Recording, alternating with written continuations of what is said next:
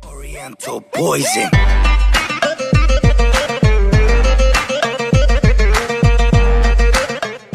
السلام عليكم ورحمة الله وبركاته. كيف حالكم شباب؟ ان شاء الله تكونوا بخير.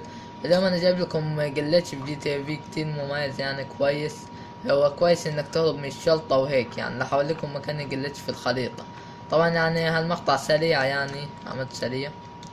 طبعا مثل ما انتم شايفين هذا هو المكان، مثل ما انتم شايفين جنب الشاطئ يعني. طبعا يعني هالمقطع عملت سريع كده عشان اوريكم هالجلتش يعني ومميزاته وهيك. طبعا انا حاولت يعني اجلب فيه اني اطلب بالله وهيك، ما نفع غير يعني انك تطلب من هنا بس. يعني ممكن من هنا بين بتطلع الضرب زي ما انتم شايفين، يعني هيطلع الضرب من هنا.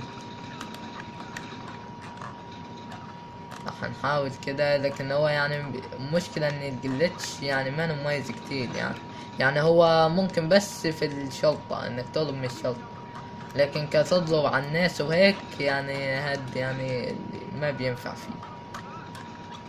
طبعا يعني جلتش يعني كويس، ويعني بتطلب من الشرطة منه بكل سهولة. هو المميز في الجلتش ان ممكن يعني انت تفط هيك تطلع على طول، مو لازم تقتل نفسك وهيك، يعني تدخل وتطلع بسهولة جدا وما حد بيعرفك. يعني ممكن واحد مثلا زميلك بيكون انت شايفه وهو مو شايفك هيك يعني. هي ده المميز في الجلتش.